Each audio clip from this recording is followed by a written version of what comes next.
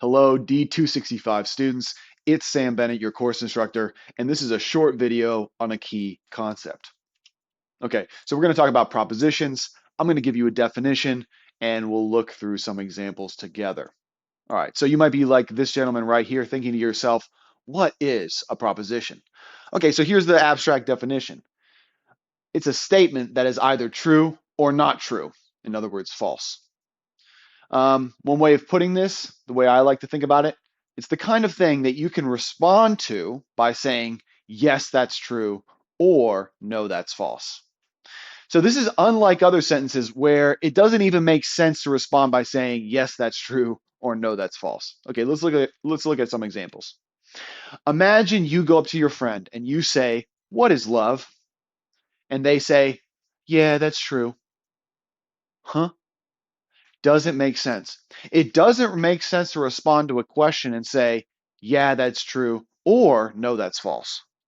And the reason why is that a question is not a proposition. Similarly, if you go up to your friend and say, damn, where is John? It wouldn't make sense for your friend to say, yeah, that's true. Huh? A question is not a proposition. And because it's not a proposition, it's neither true nor false. And so it doesn't make sense to respond that way. All right, let's look at these propositions. Imagine in Greece, she goes up to John and she says, you are the one that I want. It makes sense for him to respond, yeah, that's true. I am the one you want.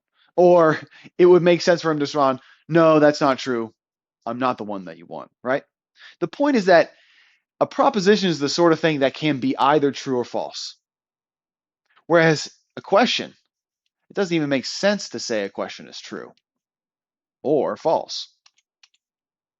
All right. And Florida says to his friend, you know, the club, it just cannot handle me right now. All right.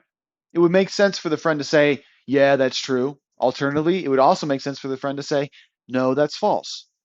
The point being, it's the sort of thing that could be either true or false. All right. Similarly, the cat is on the mat. This is a favorite example of philosophers. I don't know why, but the cat is on the mat. Look, that's either true if the cat's on the mat, or it's false if the cat's not on the mat. But the key point is that it makes sense to say, yeah, that's true, or no, that's false. It makes sense. Whereas it doesn't even make sense to say a question is true or a question is false. Similarly, look at this. Here are more non-propositions.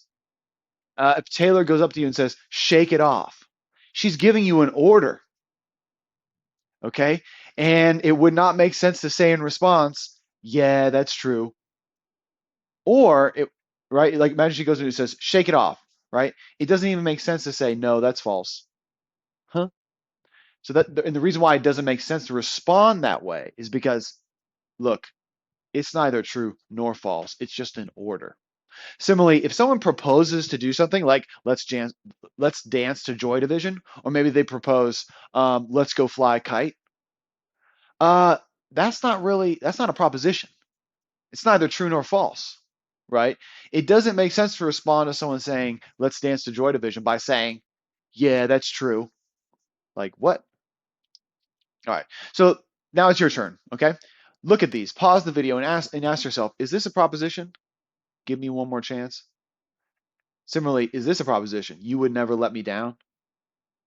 Think about it. All right. So the first one is not a proposition. Give me one more chance. It's just a plea, right? If someone goes up to you and says, "Give me one more chance," and you say, "True," like what? Doesn't make sense. On the other hand, if someone goes up to you and says, "You would never let me down," it makes sense to say, "True," in response. The reason why is because this here is a proposition. This up here, "Give me one more chance," is not. Okay, I hope you found this video useful. Contact me if you have any questions. Take care.